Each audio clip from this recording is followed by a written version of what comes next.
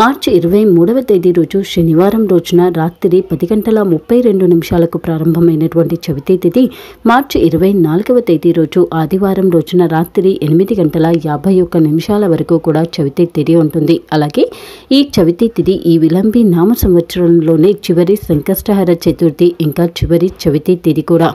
వినాయకునికి ఎరుపు రంగు పువ్వులు అంటే చాలా ఇష్టం. అందుకే వినాయకునికి ఎరుపు రంగు పువ్వులతో పూజించి మనము గరికను సమర్పించినట్లయితే మనకున్నటువంటి అడ్డంకులు అన్నింటినీ కూడా తొలగించుతాడు. అందులోనూ చవితి తిథి కలిగినటువంటి రేపటి సంకటహర చతుర్థి రోజున మనము తప్పకుండా వినాయకునికి ఎరుపు రంగు పువ్వులతో పూజ చేసి గరికను సమర్పించి అలాగే తులసి ఆకును కూడా వినాయకునికి సమర్పించినట్లయితే మనకున్నటువంటి అన్ని అడ్డంకులు కష్టాలు తొలగిపోతాయి. ముఖ్యంగా ఆర్థిక వ్యవహారాల పరంగా అనుకూలత ఉంటుంది.